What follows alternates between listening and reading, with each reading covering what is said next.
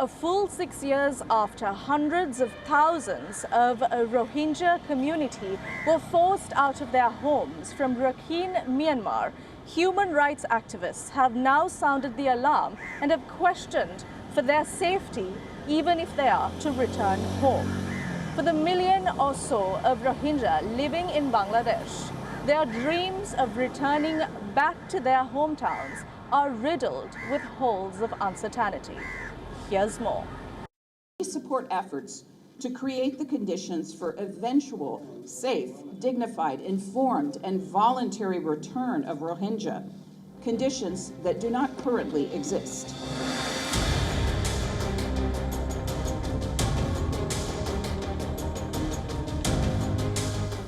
The US Undersecretary for Human Rights on a visit to Bangladesh spells out the reality of millions of Rohingyas living here who raise a voice to go home. This demonstration held in the sprawling Cox's Bazaar camp on World Refugee Day last month show up the desperation of Rohingyas marooned in Bangladesh for 6 years now. These people are not officially recognized as refugees here because Bangladesh is not a signatory to the 1951 Convention or its 1967 Refugee Protocol. They're not eligible to refugee rights and want to go home.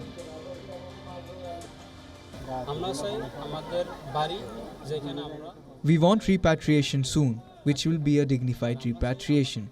Where we are living now, it is like hell. We want to go back to our home where we were born. We call the international community to solve the problem soon and help us get repatriated. But is it really as simple as transporting the Rohingya back home? Experts point out that the issue extends to complex and multifaceted questions around conditions in Myanmar, safety and beyond.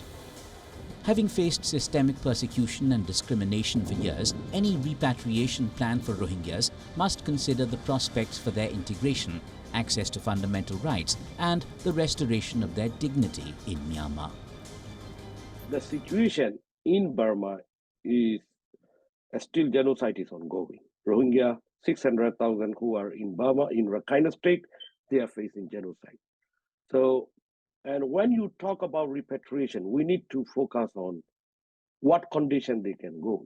But there are no such a condition they can return, because while the situation is really bad in Rakhine state, why what I mentioned, genocide is ongoing, restriction of movement, restriction of marriage, restriction on education, and not recognizing, not restoring their citizenship rights, not allowing them to return their original place. These are really important points we need to emphasize on.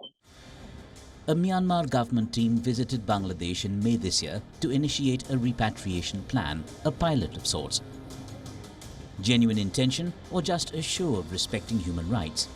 How interested really is the military government in Myanmar in bringing peace and restoring rights for the Rohingya? Is it a question now of global pressure?